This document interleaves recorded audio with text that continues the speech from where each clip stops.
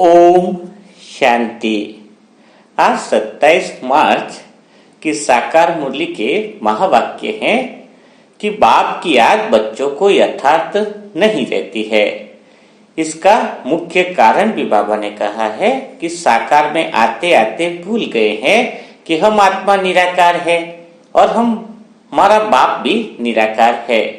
तो साकार होने के कारण साकार की याद तो सहज आ जाती है, लेकिन बिंदी समझ बाप को याद करना, इसी में ही तो मेहनत है। तो आज हम इस पर चर्चा करेंगे, इस पर विचार सागर मंथन करेंगे और एक आध पॉइंट और लेंगे। लेकिन आज के विचार सागर मंथन में फिर आत्मा बिंदी समझना आपको सहज हो जाएगा, बाप को याद करना भी सहज हो जाएगा। इतनी मेहनत नहीं लगेगी। कैसे नहीं लगेगी, वही सारी पॉइंट बड़े ध्यान से आपको सुननी है, क्योंकि अब वह सब कुछ होने लग रहा होगा आपके जीवन में जो आपको मुश्किल लगता था। तो आज के सेशन में भी आपको लगने लग जाएगा कि आत्मा बिंदी समझना बिल्कुल आसान है। बाद में पूरी मुरली को समझने के बाद कम से कम कमेंट बॉक्स में यह जरूर लिखे कि हमें क्या वास्तव में यह बातें समझ में आई। तो आज की बात जैसे है, कौन सी बात है कि आत्मा बिंदु समझना, और बिंदी समझकर एक बाप की याद आए, किसी देहधारी की याद ना आए, है ना। तो जो भले मेहनत लग रही है, इतने सालों से लग रही है, लेकिन आज की मुरली के बाद आपको मेहनत नहीं लगेगी। और अगर आपने बिंदु समझ लिया, बाबा की याद अगर निरंतर रह गई, तो आपके जीवन में आसपास जितनी भी परिस्थितियां विपरीत है, चाहे वो बिजनेस की हो या कैरियर की चिंता हो, कुछ भी हो, लेकिन वह सारी चीजें बदलने लगेगी। कारण क्या है?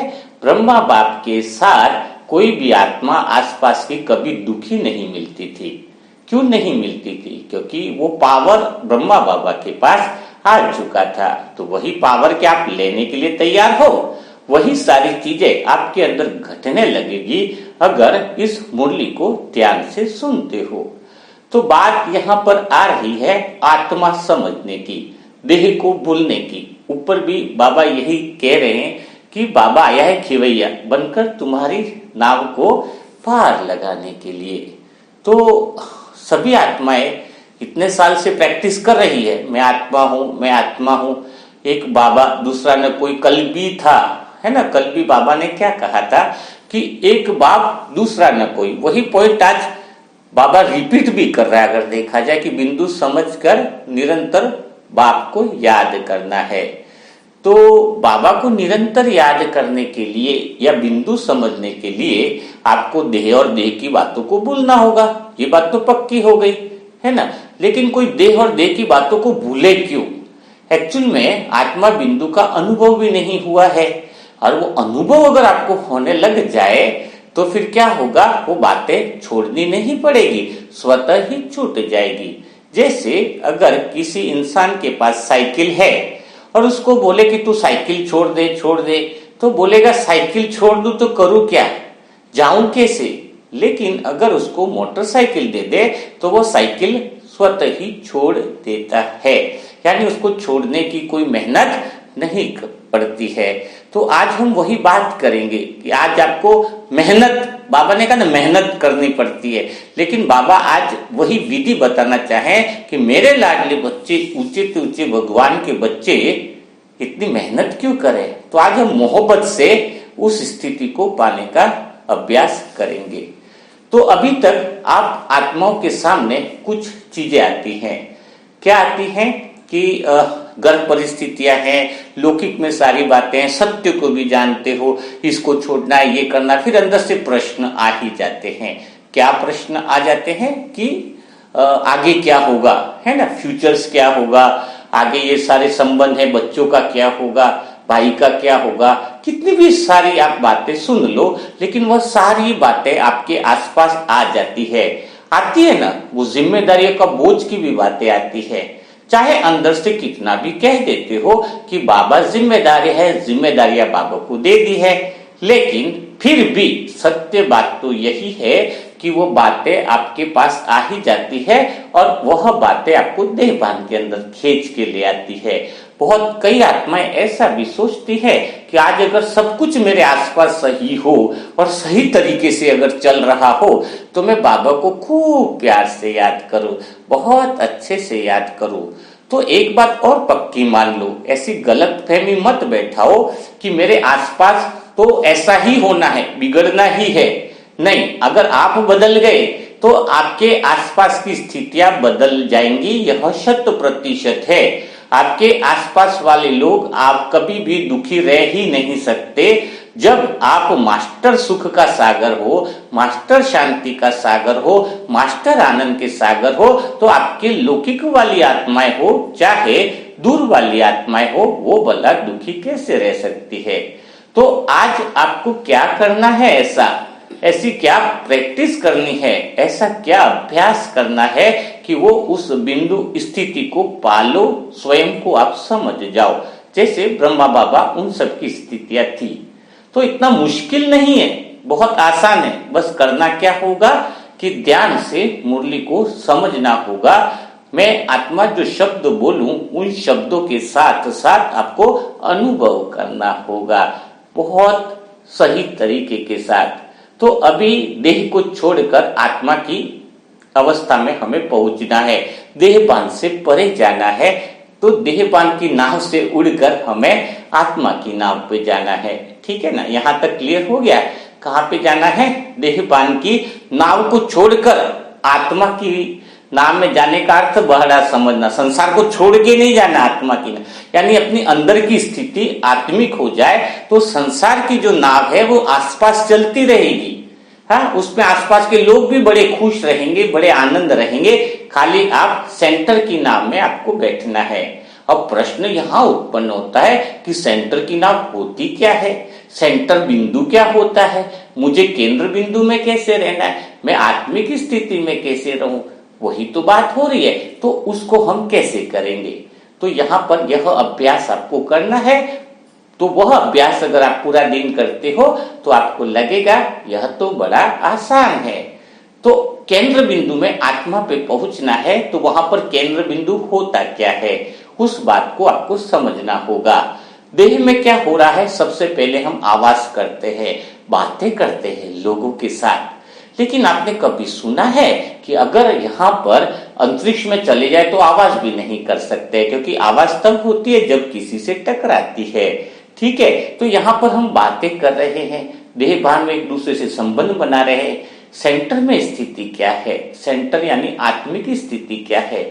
आपको पता है यहाँ की आवाजें तो आवाजें होती है, लेकिन जब हमारा मन बिल्कुल शांत हो जाता है, आत्मा के अंदर मन की और शरीर की आवाजें अगर 1 मिनट के लिए भी खत्म हो जाए तो क्या होता है उस आत्मिक स्थिति में, उसको सुनना होगा। आपको पता है आत्मा की भी आवाज है। आप यह जो सोच के बैठे हो कि आत्मा तो बिंदु है, आत्मा तो कुछ बोलती ही नहीं है, यह सबसे बड़ी गलतफहमी है कि आपको उस स्थिति में पहुंचने के अंदर आत्मा के अंदर पहली चीज ध्यान रखनी है, आत्मा के अंदर की जो मधुर आवाज है वो दुनिया के अंदर किसी की भी आवाज नहीं है। आत्मा तो बोलती है, बहुत गहरी बात है। शरीर की कर्मेंद्रियों के द्वारा तो बोलती है, वो शब्द तो जाते ही हैं, लेकिन वो मन संकल्प करता है तो आवाज जाती है। तो अलग अलग आवाजें, अलग अलग बातें होती है, लेकिन आत्मा की जो सेंटर पॉइंट है उसकी अपनी आवाज क्या है, उसको तो जरा समझ लो तो बड़ा आपको आनंद आएगा। आत्मा की अपनी आवाज है, एक साउंड है जो परम धाम से नीचे आती है। तो एक आवाज रहती है और अनहद आवाज होती है। आत्मा की वो आवाज कैसी है? अनहद है। अनहद आवाज कौन सी है? ओ, है ना। ये जो ओम की आवाज है वो आत्मा की अनहद आवाज है। अनहद माना उसके अस्तित्व की आवाज है। कौन सी आवाज है? उसके अस्तित्व की आवाज है। यानी ओम का अर्थ क्या होता है कि मैं आत्मा हूं, सत्य स्वरूप। कौन सी आवाज है?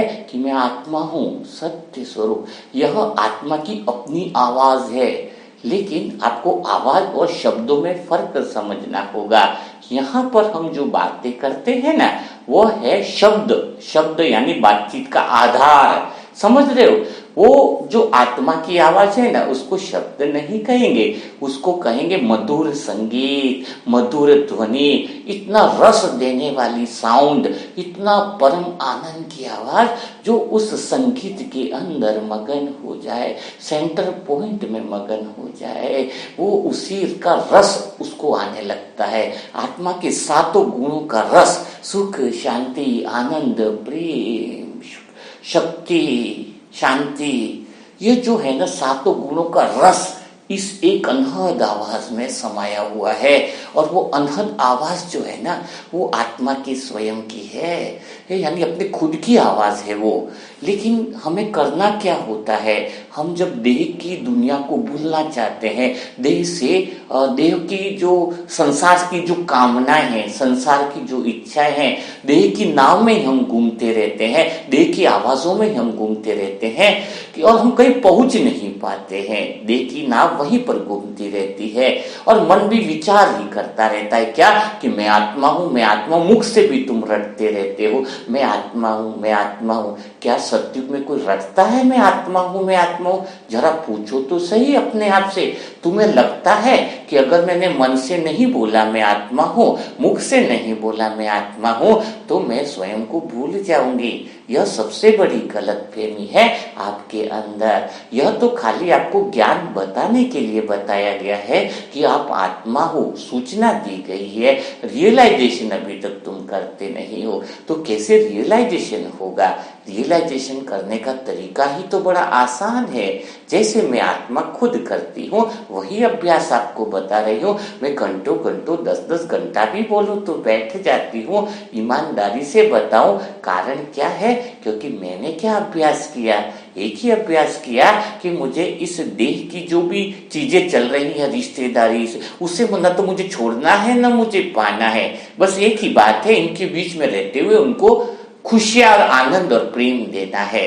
न तो मुझे उनको छोड़ना है, न वो बदले वो इच्छा करनी है, न कुछ भी नहीं करना है।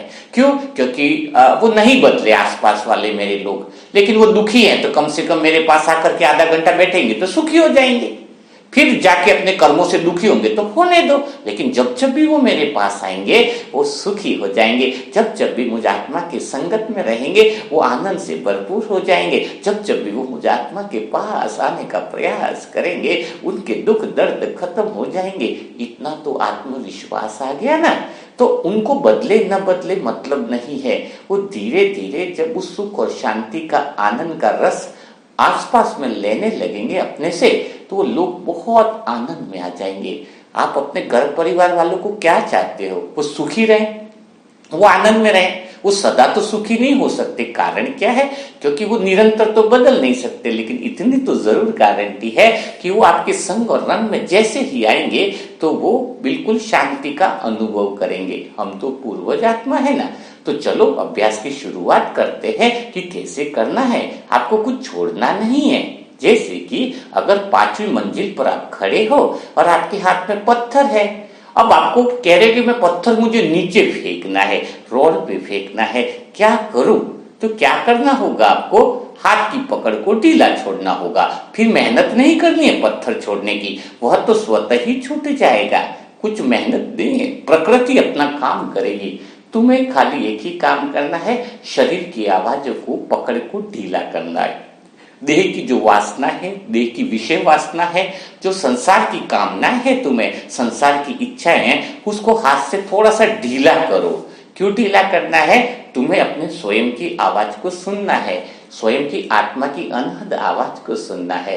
तो जैसे ही तुम देह की बातों को छोड़ते हो, देह के विषय को छोड़ते हो, देह की कामनाओं को छोड़ते हो, जैसे जैसे तुम ढीला करते हो, हाथ को छोड़ना है कि भाई मुझे कोई इच्छा नहीं है। क्यों इच्छा नहीं है? मुझे अपने अंदर की आवाज में जाना है, अंदर की अनहद आवाज को सुनना है, अंदर के मधुर संगीत को सुनना है, अंदर आत्मा के मधुर गीत को सुनना है। सातों गुणों से मिली हुई वो मधुर ध्वनि को अनहद आवाज है, वो परमात्मा की आवाज है, वो मेरी अंतर मन की आवाज है। मुझे उस संगीत को सुनना है, इसलिए मुझे देह की पकड़ को छोड़ना है। तो जैसे ही आप छोड़ते हो, क्या छोड़ते हो?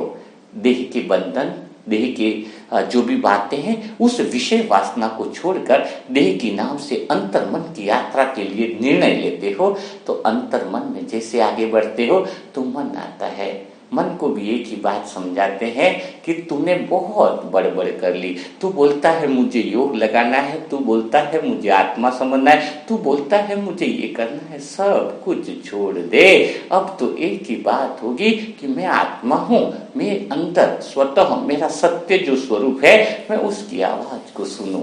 इसकी शुरुआत आप यहाँ से भी कर सकते हो कि जब रात का समय हो या एकांत की आवाज हो, बिल्कुल शांति का वायुमंडल हो, शुरुआती अभ्यास है ना आपका। मैं आत्मा ऐसे ही करती थी, खुले आसमान में बैठकर, है ना, कई बार समुद्र के किनारे में आत्मा बैठ जाती और सुनती मैं आत्मा अंदर की आवाज। प्रैक्टिस नहीं करनी है मैं आत्मा हूं। आत्मा जब आप समझ जाओगे, उस सेंटर पॉइंट पे पहुंच जाओगे ना, आपको बोलने की जरूरत नहीं पड़ेगी। अंदर से आत्मा स्वतः ही बोलती है, निरंतर आवाज है, बिना निरंतर यानी बिना अंतर किए वो आवाज अंदर से गूंजती रहती है कि मैं आत्मा हूं। ओम, अनहद आवाज। अब जैसे ही मैं मन से भी बोलना बंद कर देती हूँ कि मैं आत्मा हूँ, मुझे भगवान के पास जाना है, वो तो शुरुआती प्रैक्टिस है, आपको सेंटर पॉइंट में पहुंचने का माध्यम है। लेकिन तुम मन को ही सब कुछ समझ लिया है ना। भला मन का अनुभव आत्मा को कैसे सिद्ध कर सकता है। मैं वो खुद को खुद तक पहुंचना है तो किसी और की जरूरत ही नहीं है।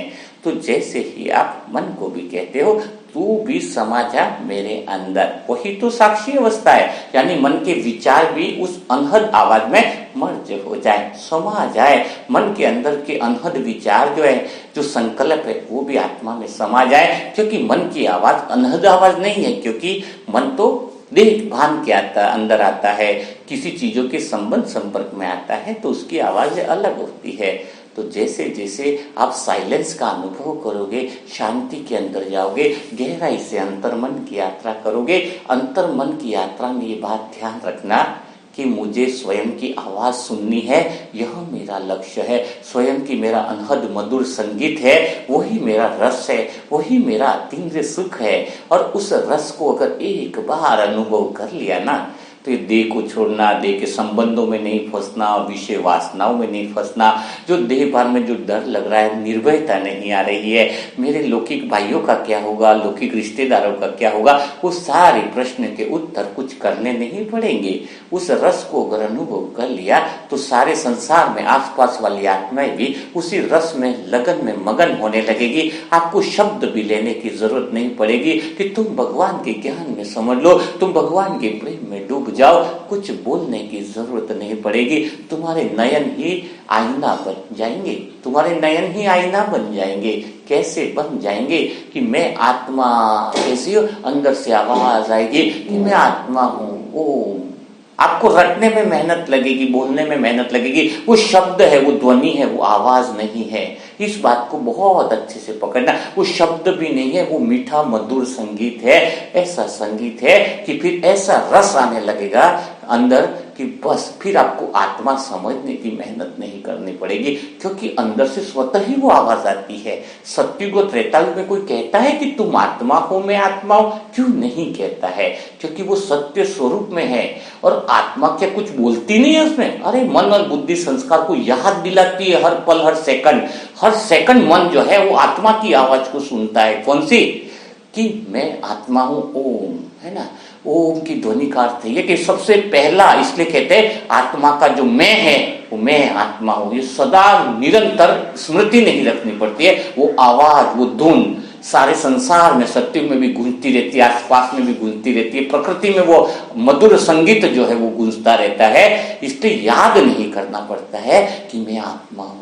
तो आप अभी से ही, जब यह आपका अभ्यास, जबरदस्ती नहीं सुनना। एक बहुत अच्छी बात आपको गहराई में अपने अनुभव के द्वारा मैं बताना चाहूंगा। जब आप अंतर्मन की यात्रा कर रहे हो, साइलेंस में जा रहे हो और कोशिश कर रहे हो कि मुझे वो आवाज सुनाई दे नहीं, मेहनत नहीं करनी, वो स्वतः ही वो घटना घटित होने लगेगी, स्वतः ही वो परम आनंद आपको आने लगेगा। सिर्फ अगर कोई विधि है कि वो आवाज अगर जल्दी आप सुनना चाहते हो तो उसकी एक विधि को मैं और अच्छे से बताना चाहूंगा। अगर आप चाहते हो कि वो घटना आज शाम को ही घटित हो जाए तो आप स्वयं में एक बड़ा अच्छा निर्णय ले लो कि आप ये समझ लो कि जो वो घटना है कि मैं आत्मा हूं, अंतर मन से वो निरंतर रस की आवाज आ रही है, वो एक्चुअल में बाप समान स्थिति है, संपूर्ण कर्मातीत स्थिति है, स्वयं की सत्य स्वरूप की संपूर्ण स्थिति है। तो कैसे मैं संपूर्ण स्थिति का आपको एक लाइन के अंदर समझाता हूं। चलो बाबा कुछ बुलवाना चाह रहा है मुझसे, आपको करना क्या, उसका अभ्यास क्या करना होगा, आपको थोड़ा सा इसके लिए एक लाइन में मैं माया को समझा देता हूं आपको, ठीक है। वो स्थिति कब आएगी जो अनहद आवाज वाली है, बाप समान स्थिति। तो बाप समान स्थिति कैसे बनेगी, बिल्कुल आराम से समझ लीजिए। जैसे एक इंसान सूर्य के सामने भाग रहा है, ठीक है, बिल्कुल अच्छे समझना। सूर्य कौन है, परमात्मा शिव, शिव जो है वो सूर्य है, ठीक है, बाप समान है। अब आप शरीर से पूरी दौड़ लगा रहे हो, किसके दौड़ लगा रहे हो, सूर्य की तरफ आप जा रहे हो। सूर्य की तरफ आप जैसे ही आगे बढ़ते हो कि मुझे बाप समान बनना है, और आप आगे बढ़ रहे हो, बस मेरा दृढ़ निश्चय है कि मुझे बाप समान बनना है, मुझे वो अनहद आवाज सुनाई दे रही है। और जैसे आप आगे बढ़ते हो, दौड़ते हो, तो आपको लगता है कि मेरा कोई पीछा कर रहा है। क्या लगेगा आपको, कि मेरा कोई पीछा कर रहा है, मेरे साथ साथ है, कोई ऐसा चल रहा है जो मुझे उस अनहद, मेरी जो स्वयं की सत्य आवाज है उसको कोई सुनने नहीं देना चाह रहा है। पता है आपके पीछे कौन भाग रहा है, आपकी परछाई। जो परछाई ऐसे आप भाग रही है आपके पीछे कि आपका साथ नहीं छोड़ रही है, एक सेकंड भी आपको छोड़ने को तैयार नहीं है, इंसान रुक जाता है। वो परछाई ही माया है, जो देह के बंधन, देह के संबंध, वो सारी चीजें हैं, वो परछाई ही माया है। अब वो इंसान के पीछे पड़ गई है, सामने उसको भगवान शिव प्रकट सूर्य दिख रहा है कि मुझे तो उसके जैसा बनना है, लेकिन वो छाया देखते ही क्या करता है, ये कौन है, जरा मैं उसको देखूं तो सही कि परछाई कौन है जो मेरे पीछे के पीछे पकड़ रही है, मेरा साथ छोड़ने को तैयार नहीं है। तो उसको गुस्सा आता है कि यार ये मेरे पीछे क्यों चढ़ रही है। तो वो क्या करता है, इंसान सूरज के सामने था, अब वो उल्टा मुड़ जाता है कि मैं इस छाया को पकड़ूंगा और पहले इसको खत्म करूंगा, फिर आगे मैं बाबा की तरफ बढ़ूंगा, बाप समान स्थिति में बढ़ूंगा। अब वो जैसे उल्टा होता है, तो पहले तो छाया इसके पीछे थी, और जैसे उल्टा हो गया, सूर्य हो गया पीछे, छाया हो गई आगे, वो फिर भागता है कि इस माया को मैं पकड़ता हूं, देखता हूं कि क्या जॉब चाहिए, मुझे ये चाहिए। वो इतनी इच्छाएं दिखाती है और इतनी आशाएं दिखाती है, लेकिन कभी माया का गला कभी भी सूखा ही रहता है, कभी भी प्यास से भरपूर नहीं होता है। और वो छाया आगे वो भागता है, लेकिन छाया को क्या हम कभी पकड़ सकते? तो जब वो आगे पीछे थी तो भी नहीं पकड़ सकते थे, छाया आगे है तो भी पकड़ नहीं सकते हैं। इसी को माया कहते हैं। तुम्हें वो इतना उलझा के रखती है, या तो तुम्हें आगे भगाती है या तुम्हें पीछे भगाती है। तो जो इसी छाया में चक्कर में रहेगा वो कभी भी बाबा का अनुभव नहीं कर पाएगा, कभी आत्मा का अनुभव नहीं कर पाएगा, कि छाया जो है ही नहीं उसके पीछे तुम भागोगे तो वो ऐसा प्रतीत करवाती है ना।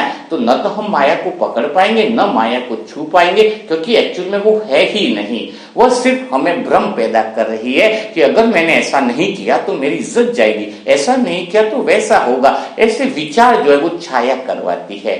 तो हम ऐसा क्या करें कि छाया गायब ही हो जाए। वो छाया क्या है पता है आपको? छाया है इंसान के अंदर का अंधकार, जो वो ब्रह्म में है, और जो विकार है अंदर से, जो बुराइयां हैं, जो मन ने देहभान का जो रूप ले रखा है, बुराइयों का जो रूप ले रखा है, वही छाया के रूप में उसको दिख रहा है। समझ में आया? वही छाया है। तो अब ऐसा क्या किया जाए कि परछाई गायब हो जाए? तो आप देखो, कांच का टुकड़ा लो, उसको सूर्य के प्रकाश दिखाओ, क्या कांच के टुकड़े की कभी परछाई नहीं पड़ेगी और वो उजाला देगा। उस सूर्य का प्रकाश कांच के टुकड़े में पड़ रहा है तो चारों तरफ और प्रकाश फैल रहा है। तो मुझे क्या करना है, मैं अपने अंदर भी मैं बाप समान सूर्य ही बन जाऊं, मास्टर सूर्य हूं मैं। अंदर मेरे बाप समान गुण है, मैं भी आत्मा हूँ, बाबा परम आत्मा है, मैं आत्मा सत्य स्वरूप हूँ, मुझे कुछ नहीं, मैं तो अपने मधुर संगीत में लवलीन हो गया हूँ। तो जैसे आप अंदर सूर्य समझ लेते हो तो परछाई ऑटोमेटिक गायब हो जाती है। तो आपको सूर्य बनना पड़ेगा, वही इलाज है इस दुखों से, जो दुख है ही नहीं उससे मुक्त होने का। तो ये काफी सारी बातें जो बताई गई हैं, उसका अगर आप अभ्यास करते हो तो फिर आपका जीवन सुखमय और परम आनंद के रस पे लवलीन हो जाएगा।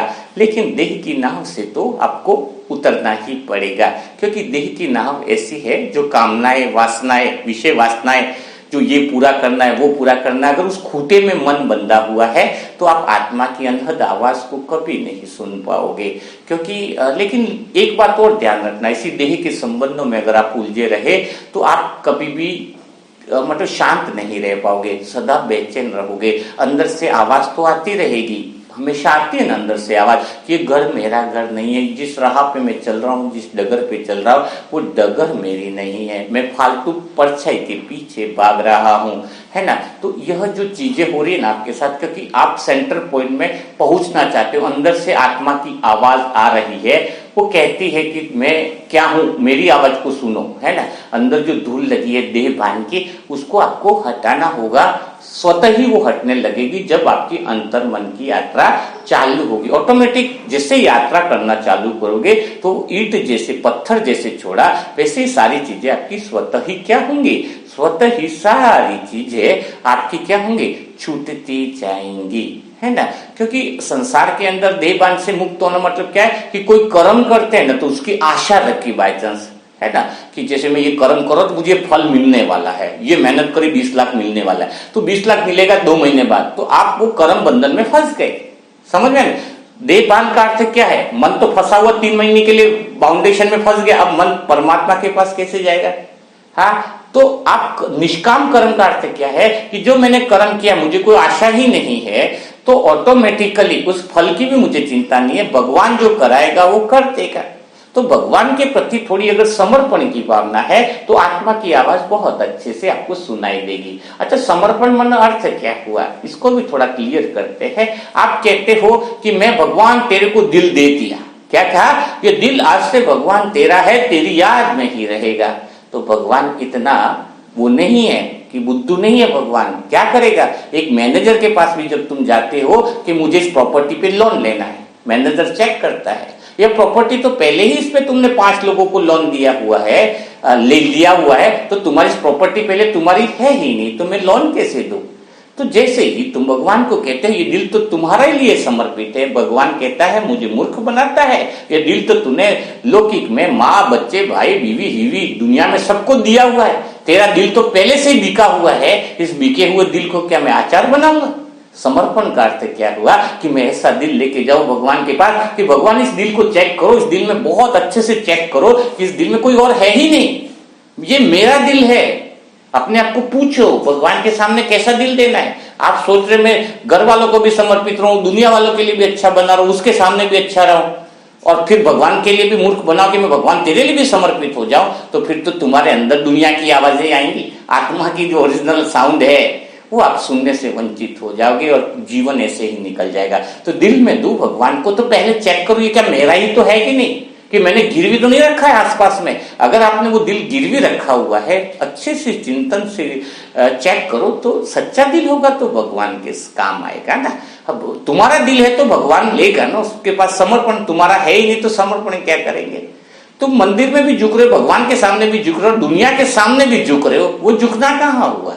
झुकू तो मैं एक के सामने झुकू ना, मैं परमात्मा शिव के सामने झुकूंगा, मेरे भगवान के सामने झुकूंगा, मेरी श्रद्धा है, मेरा आराध्य है, मेरा दोस्त है, मेरा रिश्तेदार है, मैं सर झुकेगा तो उसके सामने झुकूंगा। मैं किसी मायावी चीजों के सामने नहीं झुकूंगा, मैं किसी कोई इज्जत दे मुझे मान दे अपमान दे मैं उसके ऊपर डिपेंड नहीं रहूंगा, मैं किसी के आगे नहीं झुकूंगा। मेरा सर झुकेगा, मेरी आत्मा मेरा मन मेरे श्रद्धा से भगवान के आगे झुकेगा, तो वो झुकना सही हुआ। आप तो सबको आगे झुकते जा रहे हो, झूठ है वहां झुकते जा रहे हो, किसी का मोह आया वो उसके सामने झुकते जा रहे, तो वो झुकना नहीं हुआ। जब मन में सच्चा समर्पण हो, हे परमात्मा तेरे को आज मैं अर्पित करता स्वयं को, क्योंकि मुझे तो आत्मा के सत्य स्वरूप में स्थित होना है, वो साइलेंस और वो शांति की अनहद आवाज मुझे सुननी है, वो मधुर ध्वनि मुझे सुननी है। जो आपको आत्मा का रस आने लग जाएगा ना, तो बाहर आप हाथ आटे दिल काटे कहते हैं ना, तो शरीर से कितना भी काम करो, तो कुछ भी करो, सब में सफलता ही सफलता मिलेगी। बिजनेस लॉस हो रहा है, ऑटोमेटिक बदल जाएगा, सब कुछ एनीवन सब कुछ चेंज हो जाएगा, लेकिन आपको वो रस अंदर से आत्मा की अनहद आवाज है उसमें स्थित हो गए तो, और उसमें फिर रटना नहीं पड़ेगा। कहते हैं अ जपा जाप, हाँ बाबा ने कहा एक बात, दूसरा ने कहा जपा जाप का अर्थ क्या है, वो अनहद जाप, अनहद ध्वनि, अनहद मधुर संगीत जो अंदर से स्वतः ही चलता रहे, यही योग है। तो फिर आपका जीवन बिल्कुल सरल हो जाएगा। तो और अनहद आवाज बहुत अच्छे से चले उसके लिए आप दुआएं देने वाले काम में जरूर शामिल हो सकते हो, क्योंकि वो पहली प्रक्रिया है देने का काम, तो सेंटर पॉइंट में आप जल्दी पहुंच सकते हो। ठीक है ना। तो नंबर है 7202921969। कई सारी आत्माएं डेली का पुण्य जमा कर रही है। एक दिन अच्छा काम कर लेने से, दिन में एक सुखद काम करने से मन जो है वो देहभान से निकलता जाता है। तो जिसको भी इंटरेस्ट हो वहां पे ओम शांति लिखकर मैसेज कर सकता है। आज से आत्मा की अनहद आवाज तक कौन पहुंच रहा है, स्वतः आवाज तक कौन पहुंच रहा है, उसको भी दृढ़ निश्चय किसने किया है वह भी आप कमेंट बॉक्स में लिख सकते हैं। तो कल फिर मुलाकात करेंगे ऐसे मुरली मनन चिंतन के साथ। तब तक के लिए सभी भाई बहनों को ओम शांति।